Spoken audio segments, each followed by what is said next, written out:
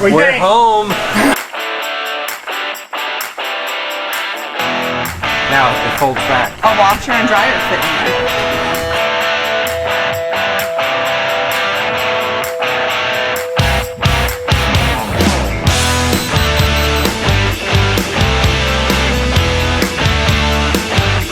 Okay, we have had our first successful night in our new camper. I call it success. Would you call it success? It was a successful night. It was a success. Everyone slept, except for we had a crash. What crash? Well, You crashed. Yeah, Isaac crashed last night. Anyway, so we are in the truck heading to I crashed to First Baptist Church Brownwood to go see an old pastor friend, and they're actually one of the sponsors of the ministry as well. And anyways, we're gonna go see them, and he's asked us to speak and talk about the ministry a little bit, so that'll be really fun.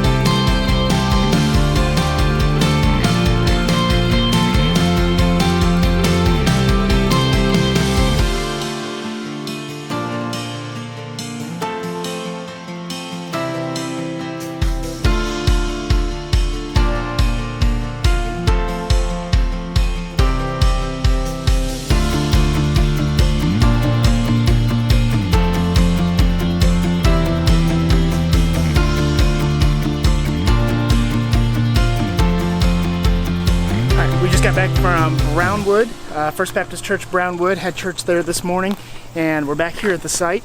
Had our first night in the camper last night. It was really interesting trying to get set up yesterday. We didn't have chocks, we didn't have anything because I forgot the chocks, so I had to run to Walmart and go get chocks and everything, but we're all good and set up now. And last night was really great. Church service was really great this morning. We got to speak to the church there at Brownwood, First Baptist Church Brownwood here, and kind of explain the ministry a little bit on what we're going to be doing, what our goals are, things like that. So that was really great. It's a great opportunity, and we'll have some footage of that, I'm sure, that we'll be showing. And anyways, it was just a really great opportunity, and tomorrow we're going to be staying in Brownwood again here, and we plan on heading north Tuesday morning to start heading back towards Missouri, but we'll stay over somewhere.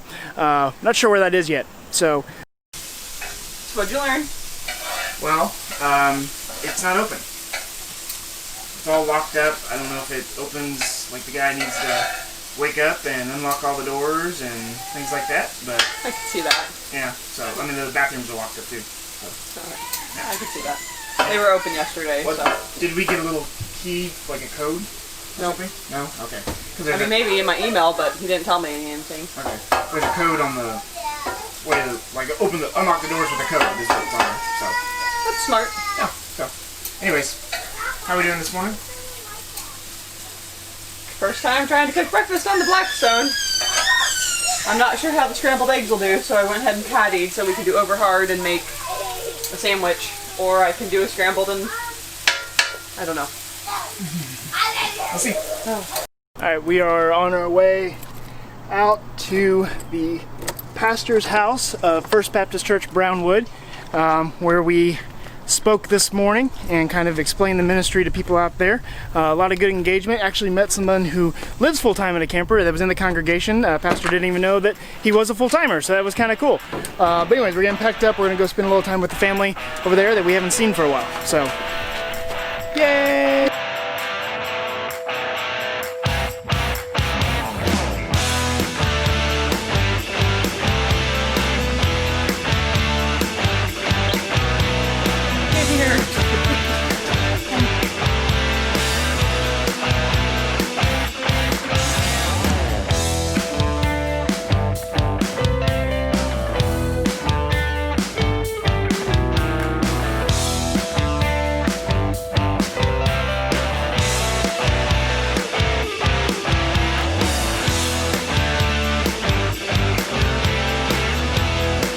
Get to the last bite. Ow. Get down or slow-mo.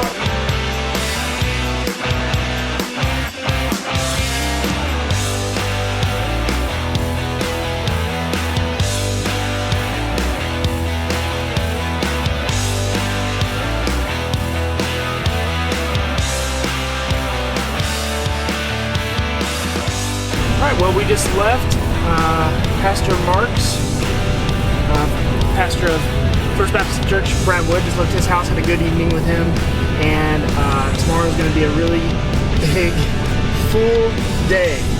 Going to be meeting with staff there at the church just to talk about the ministry a little bit more, which will be really great. But the other really cool thing is meeting with,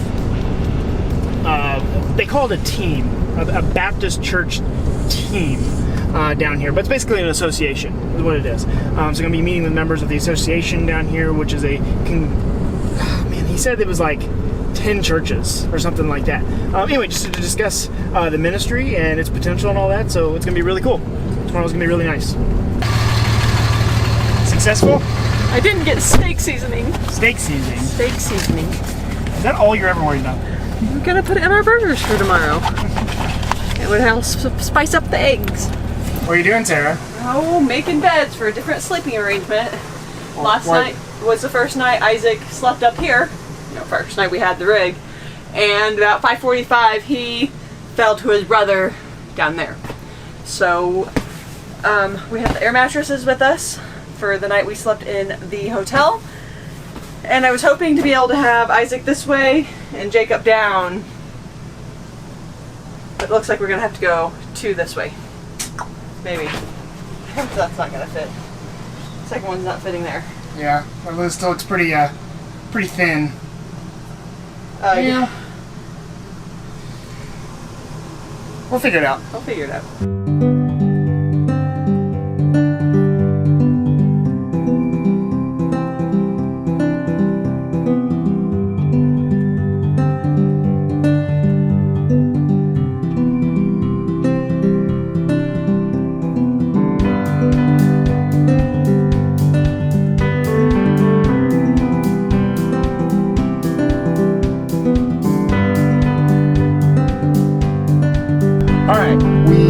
Still in Brownwood this morning, and spent our second night in the camper last night here with Pastor Mark again with First Baptist Church Brownwood. And Mark, go ahead and tell us where we go, where we are. Yes. Where are we now? If I can actually talk. We are just outside of Early, Texas, at the Heart of Texas Baptist Network. It's our version of the association office. So Concord Baptist Association. This is called Heart of Texas Baptist Network. They shorten it to Hot B Network. So there you go. We're about to go in and meet the resident missionary, Zach Harrell, who has just come on staff. And we're going to introduce Zach to Adam and let Adam share the vision of Abundant Journey with the network, hoping to see how God works in that. So that's what we're going to do.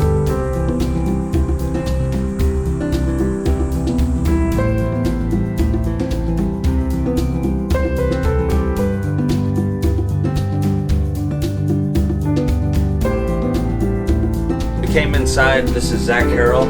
He's the network missionary for the Heart of Texas Baptist Network, and we just had an opportunity to share with him a little bit about the Abundant Journey with Adam and Sarah. And so Zach is about a month into his new placement here and new ministry post as the network missionary. So Zach, we're glad that you're doing that. Thank you. And what are your thoughts, kind of in hopes and vision for the network? Yeah, we are of a network across 4 counties and about 58 churches, and so the Baptist churches of the area. And so really my hope is to see unity across 58 churches, to come together for the kingdom that's bigger than any one church. That's right. And so my ministry mostly is to be a pastor to pastors and to help them lead well and to kind of gather them and unify them around the kingdom. Amen. More so than an individual church. And so that's my prayer and my hope and where we're headed. That's awesome. Yeah. Well, I remember that one of the first times we were in our missions, I happened to serve on the mission team for the network, and we were in there, and you were very clear on 2 priorities of unity and connecting with the churches and then communicating. Yeah. And what do you think about communication as far as a vision for the association or for the network? Yeah. So, Close. there's a Missourian slip. Missourian slip there. Yeah, that's Insert music. That's right. In my first year, my goal is to connect and communicate. 58 churches, almost 60% of that's bivocational pastors, small churches. Yeah. And so how do we connect to them? How do we communicate to them? Because the truth is, they've got jobs, they've got families, they've got other things going on. And so it looks basic. It looks like phone calls. It looks like showing up to church on Sunday mornings. It looks like text messages, emails. And in the middle of all this with COVID-19, churches haven't been meeting. And so it's looked like getting on the phone and calling. And it's looked like texting and emailing. And so it's just basic communication. Social media. Good deal. Texting, calling. And so trying to just reach back out and let pastors know we're here. Mm-hmm. This is our ministry. This is what we're wanting to do. Yeah. And I'm here for you and for your ministry to encourage and to help. So. Well, I know that's your heart too as a pastor first, to pastor pastors and to shepherd the flocks of those churches. Well, I'm excited about that, and I know that's going to lay a groundwork for a really neat thing to see God build on. That's what we're praying for. And bringing those pastors and churches together. So thank you so much. Thank you. All right, just got done talking with Zach inside, and he seemed pretty excited about everything that the Abundant Journey could be doing down here. I want to stay in really good contact with people like him who are running networks, running associations, things like that, because we are obviously continually looking for places to serve, looking for mission trips, things like that.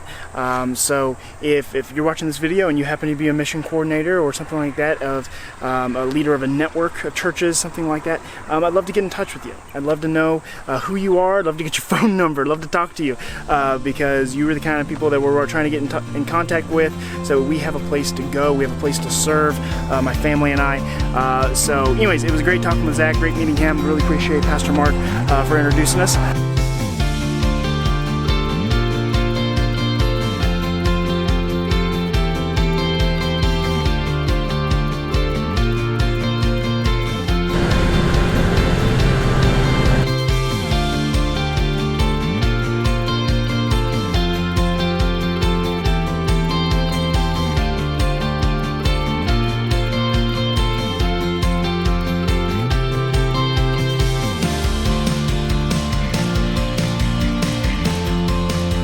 Our first experience using a laundromat, I walked down there and there's 2 $1.75 units and 1 $2.25. And I had a pillow and a blanket, so I'm like, oh, I'll just use the bigger one, do 1 load, be done.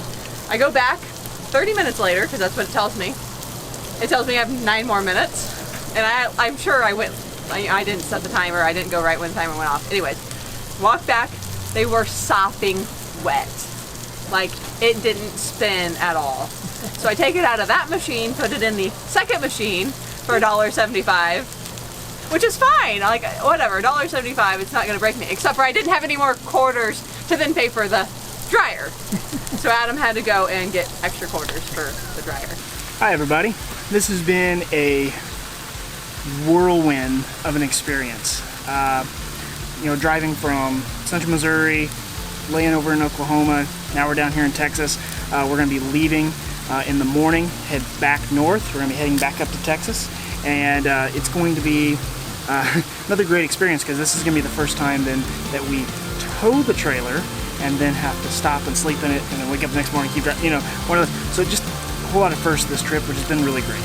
And so far, no regrets. We're loving the camper. It's been really great. And with going back to the idea of this has just been a whirlwind, is I haven't had the time that I thought I would to set aside, get away, and have a little bit of devotion time for us. So we're gonna go ahead and do that right now. I'm actually on the back of the truck here. We're cooking some burgers here on the Blackstone. Got the rig behind me, so I've got the backdrop to work quite nicely. Because that's what we're going to be talking about. We're not going to be talking about the rig, but we're also going to be talking about the site that we're at. So this is Riverside RV Park in Brownwood, Texas. It's right next to Riverside Park, which has been a decent park right over there that the kids and everyone's been able to go over and play, and everything's been really great. And so it gets its name, obviously, because we are actually right next to a river. It's right over there, Riverside Park, right? The really cool thing about this park is it's in the middle of like Brownwood, Texas, right? And it has like wild geese and ducks and chickens and roosters, actually, that just kind of roam the park.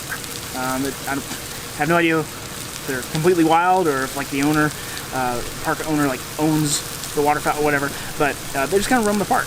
We got out, stepped out our front door, I think it was this morning, and there were just ducks right there. I was like, oh, well, hi, you know? And so we're right next to a river, so that, you know, they'll be out there and they'll be swimming and everything, and it just kind of made me think, because this trip has been one that has definitely been anxiety-filled, put it that way, you know, because we didn't really know what was going to happen. We didn't know if we were even going to be able to look at the rig, let alone buy it. We had no idea. A lot of unknowns with this trip. And so I was watching the ducks and the geese and everything out on the water, and it reminded me of how they swim. You know, when you look at them, they just look so graceful and peaceful, just kind of floating on the water. But you know, under that water, their legs are just going, you know, 100 miles an hour, right? Just to keep themselves moving. And it's almost like this this misconception that they're peaceful while they're swimming, because that's really not necessarily what's going on. You know, it's all surface looking, and I think sometimes that we, even accidentally or maybe completely on purpose, we like to come across that way. Yeah, you know what? I'm good. I got this. Everything's under control. God's got this. Even this idea of almost like fake trust. You know, hey, God's got this. I'm not worried at all. I'm not really, not at all, huh? There's no party that's worried, you know, or even this, like I said, this fake peace. It's like a fake peace, and not that we shouldn't be striving for peace.